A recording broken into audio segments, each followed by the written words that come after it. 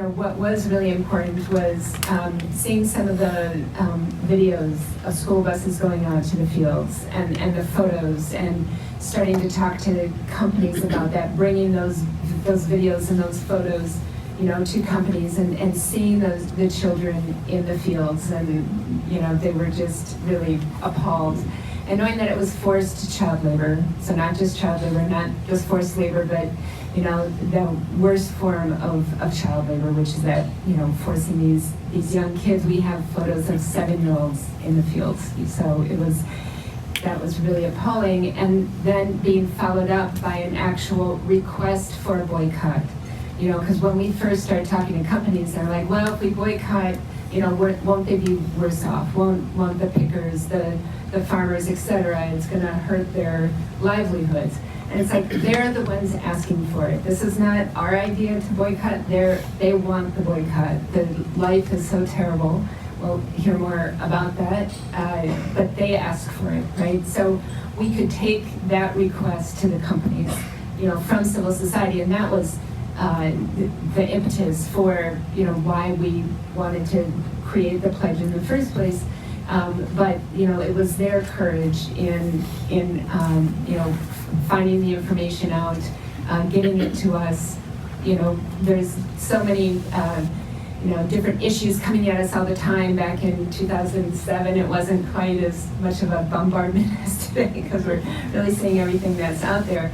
But there was enough information for us to take that forward, and Bennett gave some of the history there, and really starting to pull together then business with the socially responsible investors and human rights and labor rights organizations, so that we had, I think, our first multi-stakeholder meeting at GAP's headquarters actually in 2008, starting to talk about what we could do.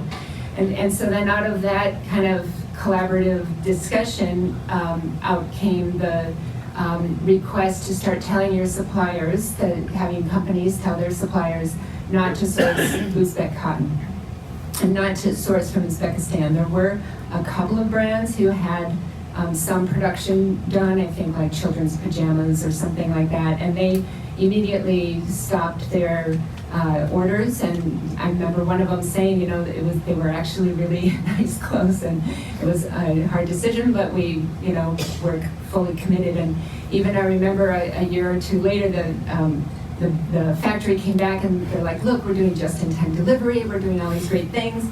And the brand said, but what are you doing to address forced labor in the cotton field? And until you do that, we won't come back. And so, it was such a great story to bring that forward and say, look, see, business is actually very committed to not having forced child labor in their product. And then we saw the evolution of, okay, it's not those youngest children, but then the older children in the high school and the college, and then it wasn't the students anymore, and then it was the nurses and the teachers and the firefighters. So we have seen it, and it is actually a little harder to show pictures of adults saying they're forced to work when children are definitely, they're like, how do you know they're forced to work? Or maybe they're not, but they were paid to replace somebody else because that person was being forced to work. So, all of that kind of all came together, and then the companies started to send these letters to their suppliers. And so the idea of the pledge was actually, well, we knew that those letters existed. They shared them with me, saying, okay, here's what we're telling our suppliers. And we said, well, maybe what we do is we kind of put them all in one place. Let's kind of come up with a pledge. It's not a super high bar, but it's a commitment not to source from Uzbekistan. And because companies don't buy cotton, right? They buy finished goods. So that means they have to actually pass that message through the multiple tiers of their supply chain until it gets to where the cotton is being harvested.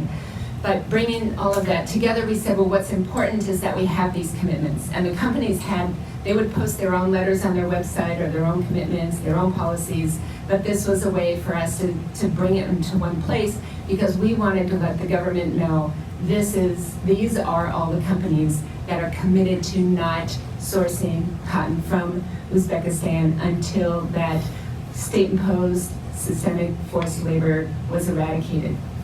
And I remember there were people who were like, oh, that pledge is so weak, that's not going to work, and we didn't have a ton of support for it. I think we did our first press release in with 20 companies when Gulnara, the daughter of the then president, was supposed to be in the New York City fashion show. And we did protest outside her, where she had her fashion show outside of the actual formal location. But we also then at that time issued the press release with the first 20 companies. And over the years, we just kept up the drumbeat, kept it up, so that now there's over 300 brands and retailers that have signed that pledge at the time we finally lifted it last year. So that's kind of the momentum of how it all grew. But I remember hearing from ILO and others saying, that pledge, that's actually really making a difference.